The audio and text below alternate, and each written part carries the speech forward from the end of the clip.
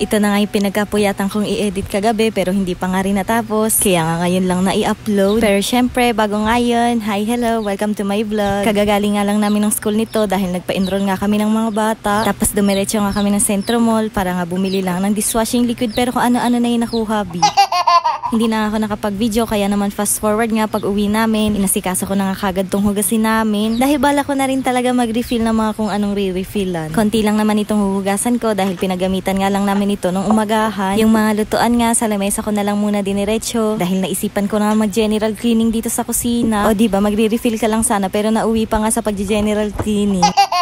Mas mafe-feel ko kasi yung pagre-refill ng mga condiments bottle at mga kung ano-ano pa nga kapag malinis na nga tong kusina. Kaya ayan, wag na tong patagalin. Sasaglitin ko lang talaga tong paglilinis ko dito dahil excited na rin talaga ako. Pero be, yung akala ko na saglit lang, inabot din talaga ako ng 1 oras. Oo. Tapos kulang 7 minutes nyo lang mapapanood. O diba magic? Sana ganun na lang talaga kabilis maglinis. O siya, ayan, dito na nga tayo sa ginagawa ko. Syempre, pinagbababa ko na nga muna lahat na nakalagay dito sa itaas. Tsaka ako nga pinunasan. Yung inispray ko nga kanina, alcohol lang yun. Nung malinis ko na nga yung patungan, syempre, pinagbabalik ko na nga rin kaagad yung mga nakalagay dito. Pero bago ko nga yung ibalik isa-isa, pinunasan ko nga rin. Grabe, hanggang ngayon hindi ako makapaniwala na meron na nga akong ganitong mga gamit. At hindi nga lang isa, kundi nga madami. Yung mga dating naka-add to cart lang sa akin, meron na nga rin ako ngayon. Na para bang sa sobrang dami nila, ila-live selling na lang talaga. Hala, hindi!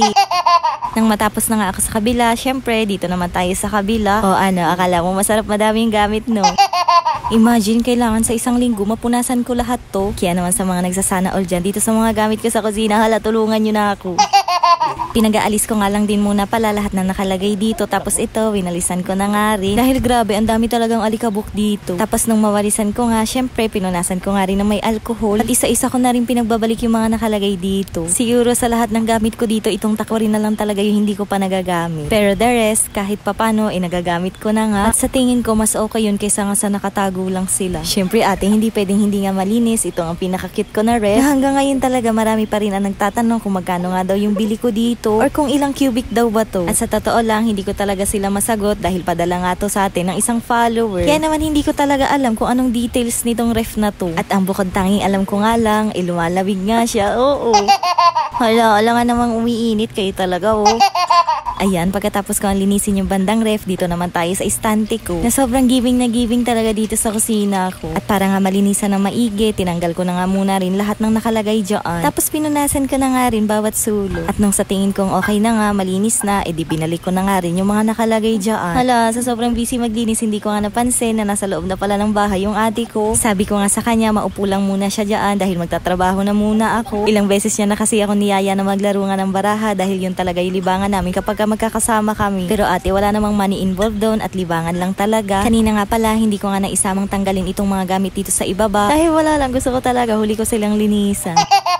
Lahat nga ng mga nakalagay dyan sa ibaba, pinagpupunasan ko except nga lang dito sa mga mangkok. Dahil bago naman yan namin gamitin, hinuhugasan pa nga rin namin. O siya, tapos na natin linisan yung paligid. Kaya naman dito na tayo sa pinaka-main ng kusina. Wala nga iba, kundi nga ang lababo. At syempre, para nga malinisan ng maigi, dahil ito talaga yung pinaka-nagagamit araw-araw, tinanggal ko nga lahat ng mga nakalagay dito. Mas masarap kasi maglinis kapag wala na nga nakalagay sa lababo. Talagang lahat ng sulok makukuskus mo. Ito ang condiments organizer ko, since nakalagay nga siya dyan malapit sa lababo, inalalagyan nga siya ng tubig at namamaho talaga. Kaya nga napag-isip-isip ko na ibalik na nga lang siya sa dating pwesto niya. Pero syempre, bago nga yun, lilinisin ko na muna yan. Inuna ko nga lang itong mga cute ko na baso, pinunasan ko nga lang yan. Dahil grabe na rin talaga ang alikabok. Sa sobrang alikabok, nakalimang basahan siguro ako.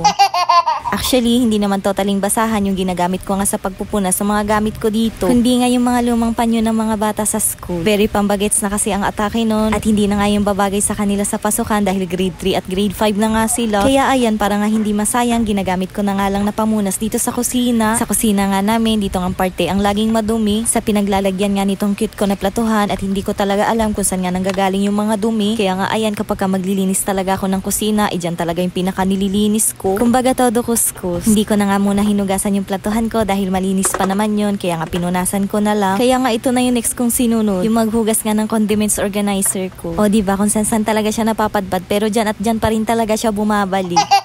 Nilagyan ko nga lang pala ulit ng tela sa ilalim para nga kapag ka nabasa banda dyan, hindi nga mamaho. Tapos finally, ito na talaga ang dahilan kung bakit biglang napa-general cleaning.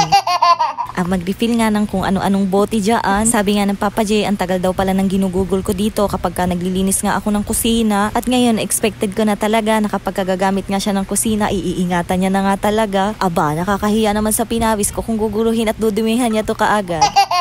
Sabi ko nga sa inyo, nung nilipat ko nga yung condiments organizer ko sa hanging shelves, ay nalaglag nga. At nabasag nga yung lagayan ko ng mantika, kaya ayan, sa bote na muna siya. Lahat nga rin na nakalagay dito sa condiments organizer ko, bago ko ibalik, pinagpupunasan ko na muna. At nung okay na nga, lahat nga ng natira ko pang stocks, nilagay ko na nga muna sa storage box. Tapos ito na rin yung pinaka nabudol talaga ako sa Centro Mall. Sa sobrang ganda kasi nito, hindi talaga pwedeng walang laman to. Kaya nga, ayan, kahit hindi nga namin alam kung para saan yung mga spices na yan, pinagbibili pa rin namin para lang may mailagay dito. Mahilig naman mag-experiment ang Papa J, kaya nga paniguradong magagamit niya din yan. Oo, alam ko maingay yung background ko dahil umuulan, pero hayaan nyo na nga dahil patapos na rin naman ako. At dahil bumili na rin naman ako ng mga spices, hindi nga mawawala tong mga paminta. Sa totoo lang, nung naglagay nga ako ng mga laman nito, doon ko nga lang na-discover na iniikot pala to. Kaya ayan, grabe talaga ang ngiti ng babae dahil sobrang ganda, oo. O diba kapag ka may kailangan ka, iikot-ikot mo lang ng ganyan. Grabe, it's totally giving. Diyan ko na nga lang din pinwesto dahil wala naman na siyang ibang pagpupwestuhan. Feeling ko din naman bumagay nga siya dyan dahil malapit nga lang sa lutuan. Tapos ayan, na na-refillan ko na nga lahat. Pinagbabalik ko na nga rin yung mga nagdadamihan ko ng sandok. At dahil meron pa palang naiwan na isang pampalasa, ayan, hinanapan ko na nga agad ng lagayan. Tapos nung okay na nga, binalik ko na nga tong kalan at ganyan ko na nga lang siya pinwesto. O diba, sa sobrang linis, parang gusto nang kuminang ng kusina ko. At grabe, sobrang worth it ng pagod dahil malinis nga na naman yung trono ko.